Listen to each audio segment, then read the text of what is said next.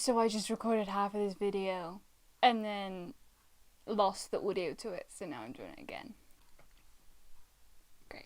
Hello, my name's Jade, and today we will be discussing the A Court of Thorns and Roses series by Sarah J. Maas.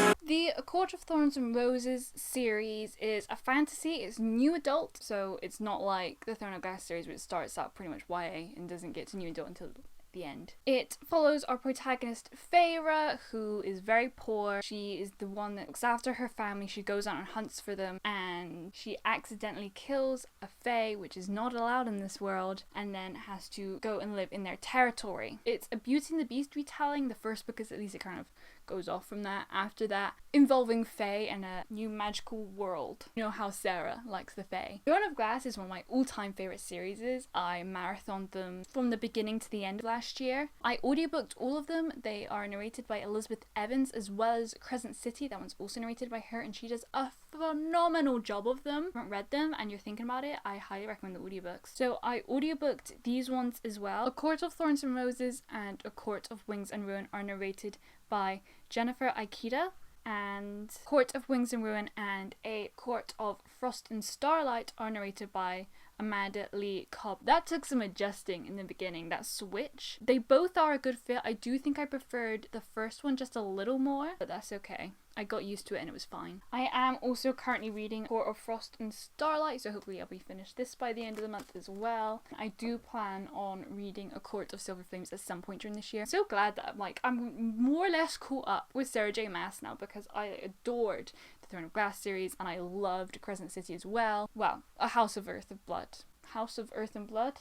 Yes. My immediate response is to compare it to Throne of Glass because I love it so much, and it doesn't stand up to me to Throne of Glass. But to be fair, it's only 3 books, so we're not gonna get that epic scale in as many books. The second 2 are really long, but we're kind of going on these little mini adventures along the way, and not enough backstory, and the characters haven't known each other for as long. And Throne of Glass is full of like backstory and mysteries that are uncovered along the way, and so much character realms and heaps of character growth for like all of the characters. And the arc of that series is just so epic. It's one of the reasons why I love it so much. So this one just naturally doesn't compare, I don't think, at least. I know a lot of people do really love this series. I know it's only the first one that is a Beauty and the Beast retelling, but they all have that fairy tale-esque quality to me, which I did really like. They also don't have as much action, which is fine if the story doesn't call for it, obviously. But I did kind of I thought there were times where it'd be suitable to have a little bit more.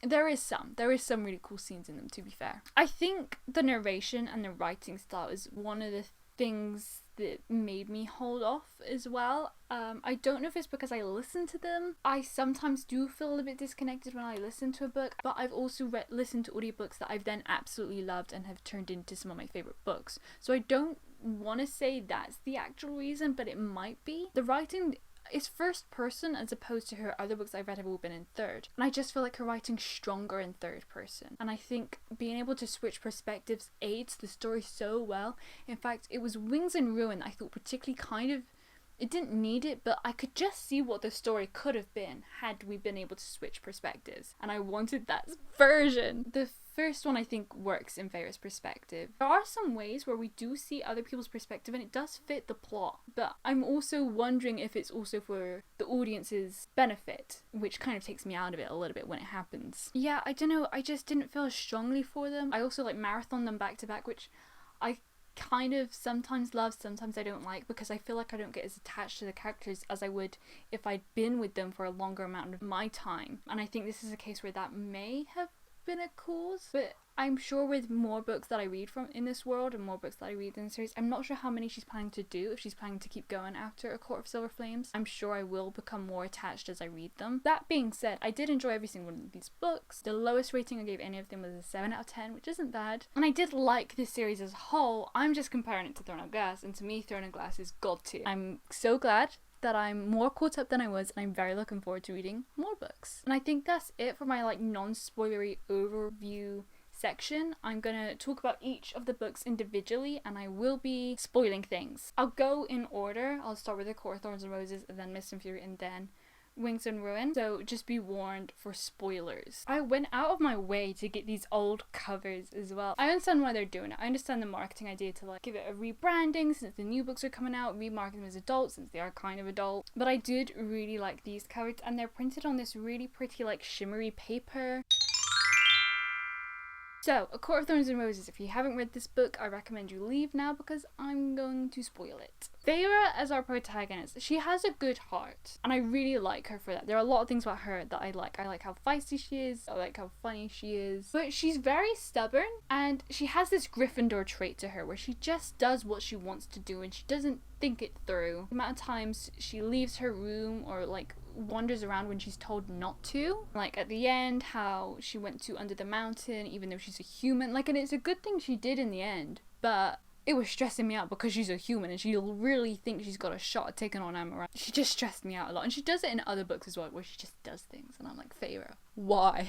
Let's talk about the curse, because I think that's my biggest problem with this one. It was so specific. It felt like there were all these different little checkboxes that had to be checked off, and there were so many of them, probably making it so that it's unlikely that the curse will ever be broken, but like Feyre just so happened to tick off all of these boxes. It felt so convenient, and I hadn't seen many of the clues in the lead up, nor had Feyre, where like there'd be these suspicious things that were happening and I would be interested, and she just wouldn't. She'd just let it go because she couldn't make any headway with Lucien or Tamlin because obviously they couldn't tell her. I think if she started to find clues, so she at least had an idea and everything kind of came together when Alice told her, I would have liked it a bit better, but it didn't. It just ended up coming out in this big spiel, and there were tiny little hints and they were like things that in hindsight made sense, but not enough, I don't think. It just all came out in one big blob and it was almost a bit like an info dump. Just don't love the way it was handled. Felt a little contrived to me personally. Oh my god, the sisters, I hated them in the beginning. The fact that they were making the little sister do everything, like fair enough if you can't take care of them and the little sister steps up to the plate, that's fine. She's obviously feisty and determined and stubborn. Can be a good thing as well, but like they wouldn't even do the little things. They would complain about it, like even Elaine, and then how like Nesta protected Elaine over the youngest, like that still feels really weird to me. Fair enough, like Elaine's your little sister, but Feyre's your even littler sister. I did like that moment at the end when Nesta helped her, and she's so no nonsense and just like to the point. There is something quite remarkable I find in that. And she went out because she thought she saw her dad in the spring court, and then it obviously turned out not to be him, and I think she had a moment around there where she realized that he wouldn't come, like how stupid of her for thinking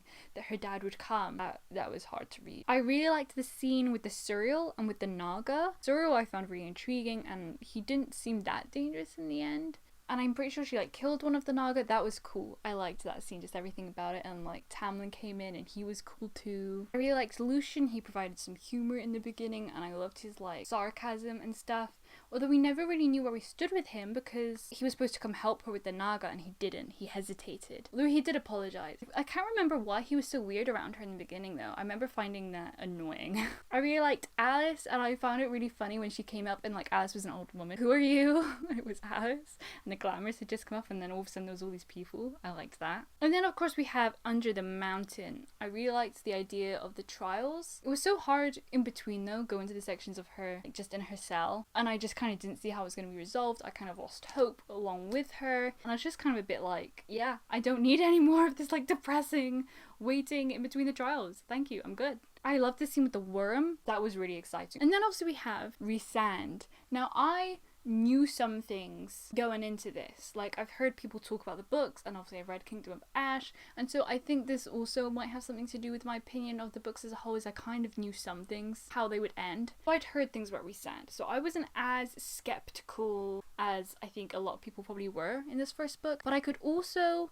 see in him the Will versus Jem, the Damon versus Stefan traits. You know, he's kind of a bit of a douche at the minute, but he's gonna redeem himself eventually. We're gonna find him charming. I could see that in him. I loved his sense of style. I loved the way he spoke. When he helped her at the bonfire, that was a great moment. And she said, like, the most beautiful man I'd ever seen. If that's not foreshadowing, you know how male beauty be in these books is important. Even when he confronted her in the dining room, when he made Lucien and Tamlin kneel, that was kind of hard to read. That kind of turned me off Rhys a little. And I did feel for Tamlin and Lucian in that moment. Never got like a sense of him being like evil. Like I just never got that from him. Though of course I was aware of him because we knew he was working with Amarantha. But I could easily see him having to work with her, not wanting to work with her. Doing the best he could in this bad situation. And like he bet on her with the whole trials with the worm. That was a great moment. Because I knew he was going to redeem himself. The biggest thing I was looking at was like, how are you going to redeem this? Like the way she was dancing for him every night, although he did give her the wine. So she wouldn't remember it, so she would forget it. You could tell that whatever the reasoning behind that, he didn't want her to actually suffer. Like when he licked the tears off her face, I was like, what the hell is happening? And obviously the end was really mysterious. There's obviously something more happening there. I was very excited to get to know him better and to figure out what the hell was going on with him. And like Tamlin, I wasn't that invested in Tamlin. Like even from the get-go, like he was kind of nice. And like if Feyre liked her, that was cool, but like I didn't have any interest in him. It kind of felt bland to me. And there's always something off about him, but I could never put my finger on what it was. Even looking back, knowing what happens, I'm still not sure what it was about him, but there was always something. There's that scene where he took her to the lake and that was kind of nice, and there's the night where they spent dancing. There's also that night when they were doing that bonfire thing where she nearly, you know, where she left her room when they told her not to leave her room and Rhys had to save her, and then she left her room again to go down the hallway because she's not learned her lesson yet.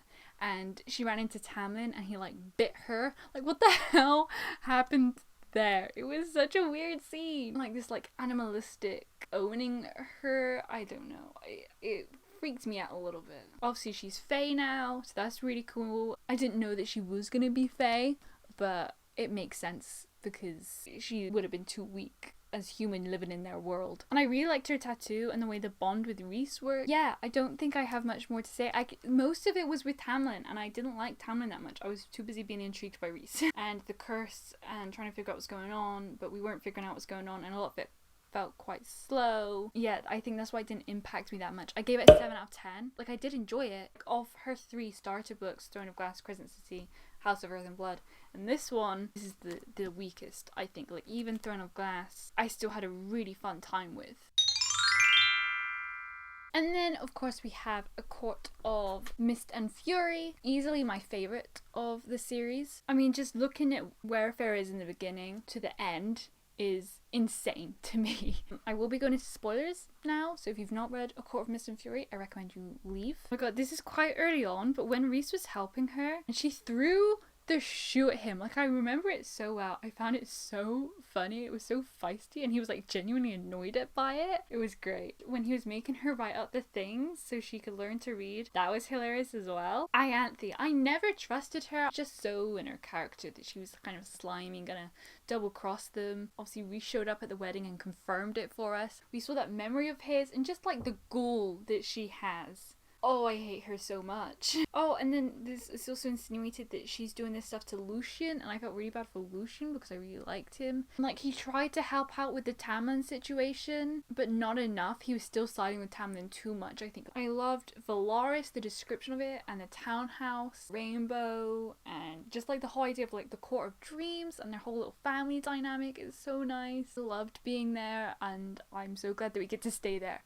away from the Spring Court, because I always found the Spring Court kind of boring. Starfall was really nice, and like the glitter paint stuff that they painted on each other, that scene was beautiful. It's a really nice setting. I love the whole setup she has going. Obviously we learn more about Rhysand. He's a big softie, really. I mean, Sarah's like the queen of like these men who have like super hard exteriors or super like arrogant exteriors, and then they're actually like the biggest softie ever, and Rhysand is no exception. And it turns out that he knew they were mates for a long time, and he wanted them to like fall in love naturally. If she genuinely wanted to marry Tamlin, then he was gonna let her. It was all really sweet, and I can't remember like talking about how he redeems himself with, like, I know with the licking of her tears that he did that to make her angry so that she wouldn't just kind of completely give up, to spark some emotion in her. But I can't remember why he made her dance. I feel like it has something with making Ianthe jealous. I loved being at the summer court and like the sexual tension there, like when she saw him flirting with one of the members of the summer court, and like she was kind of annoyed and I was kind of annoyed too. Oh, and the heist with Amren.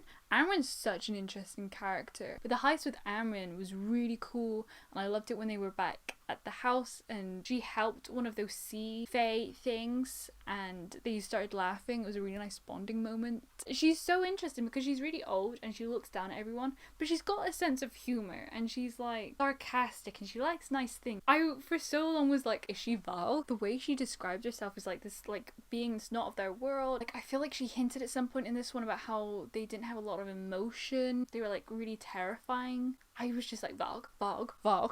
Back to Rhysand, I loved how he calls her Feyre darling. It's so smooth. I loved the scene. It's one of my favourite scenes in the book where she sits on his lap in the Court of Nightmares. The sexual tension was through the roof. And I think it's like my favourite scene. And when he curled his wings around her that night, that was a really nice scene as well. I liked that one a lot. I loved the Cassian and Feyre training sessions and like how she'd like be punching him and like be saying the words in between. Who's there to genuinely listen to her. I really like Cassian and I really like Azriel and I like Mor. I like all of their little group. I was just really intrigued by them because I feel like I have a sense of their characters but we don't know much about them in this one, and so I wanted to learn more. There's so much like alpha stuff around the whole matedom, like the way that Cassian and Rhys had this big fight just because Cassian like made this snide comment. It wasn't about Feyre, it was about the both of them. It made me feel a little uncomfortable. Why is this a man thing? I feel like we've regressed a little bit here. Like I can let it slip, I couldn't help but laugh. And like with the whole offering of the food, that made me chuckle as well. There's the Battle of Valaris and Feyre insists on staying. I loved the water wolves. It was such a cool moment how she defended the rainbow and like all this symbolism there of like protecting art. Killed the Atter. Finally, it was just such a great moment for her. Where are you? And she was exactly where I need to be. It was so great. Like she really leveled up quite quickly. Has it in her. She's so feisty to be like this strong, powerful woman, like with her magic and to fight. And I feel like we're not fully there yet, but I'm excited to see it. I hope we get it because I feel like the potential is there. And then we have obviously the end. Stress upon stress upon stress. The book, for starters, with the cauldron, the first thing she does is put the books together, even though Amren says not to. And I can understand that there was a drool too, and maybe it was a trap. But again, I was so annoyed. Feyre, why? This is why I don't trust you. And then obviously Tamlin showed up. The gasp that came out of my mouth. And Lucian as well, he knows better. And like working with your enemy to get her back, like she said she didn't want to go and he just like dismisses it like you don't know what you want, you're under his spell, blah blah blah. Oh, that scene when Lucian came to take her back and it took her growing the wings for him to back off, although it was such a great moment when she grew the wings. The end was a really stressful scene though because we're trapped. There's no way out and Cassian was on the floor when he was like crawling to Nesta. My heart, it made me tear up. And like when Nesta came out and there was a moment when Feyre looks in her eyes and she was like she's gonna be different, and like I was expecting nothing less from Nesta. I loved that meeting in the Queens and when she stood up for them. Nesta, she feels like a piece of work. And even Feyre says like she feels like Nesta cares so much and the only way she can protect herself is to like present this really hard shield. But there's something about these characters that have these really hard shields that I find really intriguing. That's an art in and of itself. I know that the next book is about her. I'm so excited for it. I'm so excited to get in her head and figure her out. And then obviously she pretends that Rhys breaks whatever spell she was under. I was so worried that Rhys wasn't gonna get the hint, but he did, and he played his part so smoothly. Everyone knew and they like could tell that they were saying goodbye with each other. And then we get back and we're with Rhys and he like has this whole spiel about like how their High Lady sacrificed herself for them, so they should be grateful. I mean, one, is really cool that she's High Lady. Like she mentions in the beginning with Tamlin and Tamlin was like, no, there's no High Ladies. And as soon as she said it to Rhysand was like, well, we'll see about that. I can't believe that none of the others will allow their wives to be High Lady. I think if they were mates, they would have that respect for one another. The sexism and like in the Illyrian camps, oh, it's so ingrained in this one and it's not really in the other two so much, and I'm so excited to watch us battle that out because that's gotta go. But then he has this spiel about how they went to this like ceremony thing last night and became like official mates or whatever. But the chapter before, he offers Feyre the ring and she doesn't take it, and she says like, I want to do all this stuff with you, I want to have a big ridiculous party, get married or whatever, but I want to wait and do it properly. So what happened there? Did she just like change her mind as soon as like we left that scene? I don't understand. And we obviously have that scene in the beginning where Tamlin locks her in the room. I completely forgot to talk about that. When he locks her in the mansion, it became apparent that she was better off with Rhys, and no one else could see it, and it was so frustrating. I just remember like yelling at the book, go to Rhys, ask for help, do something. She didn't need to, because Moore showed up. As soon as we met Moore, I liked Moore. Rhys got her out, and like he immediately was like, you can stay here as long as you want. I mean, I would recommend staying here in a couple of days at least to cool off. It's just like night and day, the difference between them, which is obviously really important because she ends up with Rhys. Yeah, I think that's all I have to say about this one. I would give it either an 8.5 out of 10 or a 9 out of 10. I think 8.5 is where I feel most comfortable with right now. Lastly, we have A Court of Wings and Ruin. I'm going to go into spoilers for this one now, so if you haven't read it, you know the drill. I think I have the most to say on this one just because it's freshest, but I'm going to try and keep it concise. I'm going to start with the things I liked and then move on to the things I didn't like so much. I was shipping Azriel and Eileen, that's not how you say her name, so hard. When they went to get her back, like the way he was like, I'm gonna get her back, I instantly knew something was up there, and I feel like there's something going on between them. You can, like, the way he was so gentle around her all the time, accompanying her to the garden. She doesn't care about Lucian. We have it told to us that sometimes mates can be wrong, sometimes it's not right, like it doesn't have to be honoured. Rhys's parents, we have that example. I feel like that's setting up for them. I'm predicting like an awkward as all heck love triangle going down, which is what's been happening ultimately with Moore. Why can't they see that Moore doesn't actually like Azriel? Like, if she liked Azriel, don't we think she would have done something by now? She obviously didn't, and we find out, you know, why in her whole backstory, which was really nice to hear. But like the way she was kind of stringing both Cassian and Azriel along, I didn't like it. When Nesta helped Cassian with his hand and he dropped it as soon as he saw Moore and like went over to Moore, where like Moore kept warning Nesta off of Cassian, and I see why she did that. She was protecting Cassian from Nesta, but it's not her place. And even if they're not gonna know the truth, she could be more firm in that she's not interested. I loved the library scene with Rhys and Feyre and how he like winnowed away. She was distracting him. I loved the scene where Nesta decided to go with them to the meeting because she would have thought bad of herself. And in that meeting, Feyre just like went mental. That's the only really big display of her powers that we get, because she's got so many cool abilities and she started mastering them, but I was like expecting like in the war for her to do something really cool with them, but she was too drained. So much of this book was just them being drained. It was so hard to read because this is when it matters, guys. This is not the time. Yeah, I loved it when she went mental, and when she went and picked Azriel back up and made him sit with her. That was really sweet. I loved it when Rhys took away Tamlin's ability to talk. Should we talk about Tamlin for a second? He showed a lot of nerve in the last book and he messed up a lot. But when he went to the meeting, said all that stuff like about her moaning and whatnot, I was like, okay, we're going there. And yet the two moments in this book where I teared up a little bit were around Tamlin. That scene when they went to get Celine, they were running from the dogs and there was the woman there that Joran came and got. That was one of my favorite scenes of the book. It was very exciting. I do feel like her running, like, it was little drawn out. I get that she was like building, but there was so much building and I was like, okay, let her jump. And then Tamlin came in beast form and held off the dogs, and not only that, but he then like sent up this huge spring breeze for her to fly. I teared up. I couldn't help it. This is the one where I felt for Tamlin the most of all three books. He pulled a lot of crap. Like in the beginning when he got angry, I feel like in the last one when he got angry, it wasn't actually about her, it was about something else and she was like in the room. This time they were arguing and it was directed at her and she just let it all hit her. He's showing his true colors there. All of the traps she laid for him, like, yeah, she laid traps for him, but he walked right into them. He chose Ianthe over her. He messed up a lot is what I'm trying to say. But you could see that he was trying to do right by his court. He's always tried to do right by his court. They talk about how you can love someone too much. And he did care for her. He just didn't know what he was doing was wrong. He thought he was doing right. I teared up. I couldn't help it. And then at the end, when he agreed to give the last of a power, and she was like, I'll do whatever you want. Tell me what you want. And he just says, be happy, Feyre. I teared up then because I knew that Rhys didn't actually die because of Bravash. So I wasn't really that stressed about any of it. I'm hoping things are mended with Tamlin. We never really get inside his head. We don't know him on the inside that well. We only see his exterior. Although what he did to Rhys's mom and sister, that was messed up.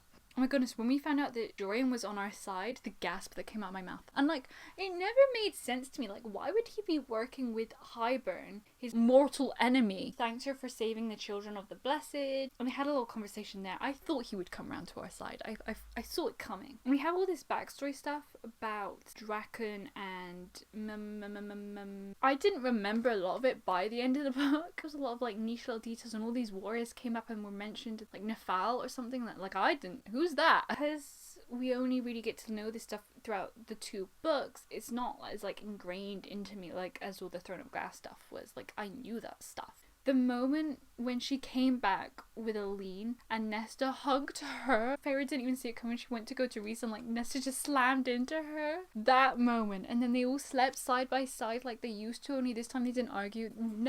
She's really starting to come into her own, and I'm so excited for it. I loved at that meeting the dress that Feyre wore, the silver sparkly pretty dress. And I love her new back tattoo. That sounds so cool. I want a tattoo of a moon on my ribs really badly. All of the mention of the tattoos was like igniting that passion.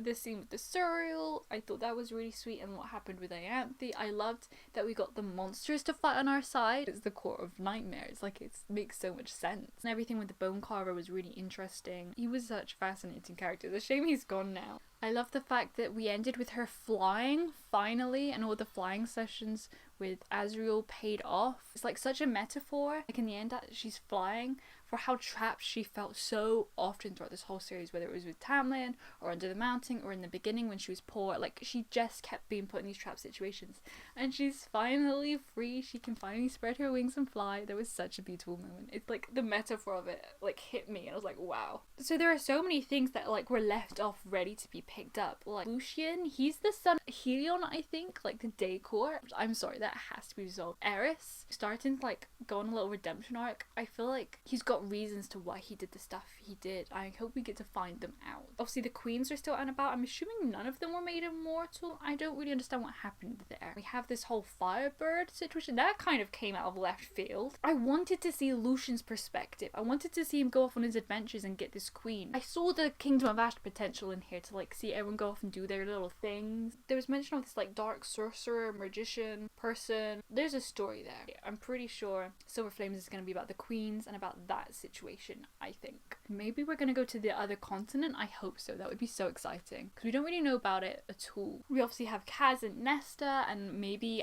Azriel and Aline. Moore still needs her happily ever after. Iaxis is still out and about. Also intrigued as to Amran, because we see her form. It's like this fiery beast thing, so she's not Volg. And hearing the backstory, I'm wondering if it does link to Throne of Glass or Crescent City. With the rifts in the world and how like other creatures came in, that it was so reminiscent of Crescent City. And I'm wondering if she might be an angel, but like the angels don't look like that in Crescent City. But like she talks about how there's humans on her world, but they look down upon them. And that's just like in Crescent City, but they didn't always belong there in Crescent City, and she's old. So maybe it could just be that she's from a completely different world. I don't know. But she's now high fed. Excited that she gets to stick around. It was funny when like Reese was like, by the way, can someone get Armin out of the cauldron before she drowns? That scene was like so weird, like how she said Feyre, I'm sorry, and then Feyre was like gone. I was like, hang on a minute, back up. What? Because it didn't seem in her nature to betray them. I was like, why, how? Why, how? What happened there? Like I said, most of my problems does stem in this end section. Like, for so long of this book being like preparing for the war, they felt so underprepared. Been sitting around doing nothing for however long. How long did you think it would take? And then obviously the wall came down and they were too late. It's very frustrating from my point, because I kept saying this over and over again to the book. The book wasn't listening to me. We had that conversation with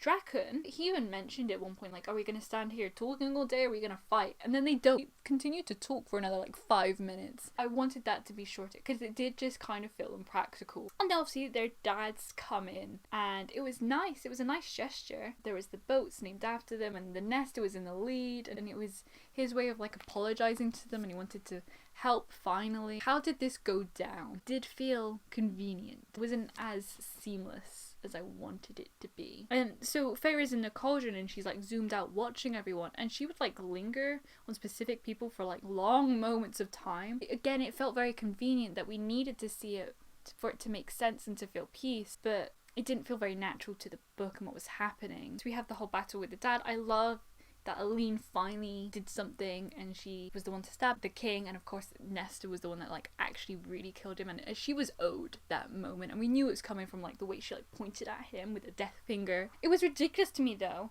that because they were like ill or whatever, they weren't going to take them to the cauldron. They were going to like leave Nesta and Aline behind. Like, what? Just drag them. Yeah, like this is not the time. Like, fair enough that Nesta stayed behind, but I didn't overly care that the dad died. We didn't know him very well at all. Like, we didn't even get any like fond memories of him really. And then obviously Reese died, and there was all this humor around it, and I was like, this isn't the time. This feels weird. And obviously she didn't even see what was happening to him, and it was so obvious. Like when he said I love you. I think that's everything. I would give this one, I think, an 8 out of 10. I can't give it any higher. That is all for this video. I think overall as a series as a whole, it's probably like an 8 out of 10ish. I'm really excited to continue on. If you've read this series, please let me know what you thought down below. I'd love to hear what you thought. But other than that, that's it for this video. Thank you so much for watching. I hope you have a spectacular morning, afternoon, evening / night. My name's Jade. I hope I see you again next time. Goodbye!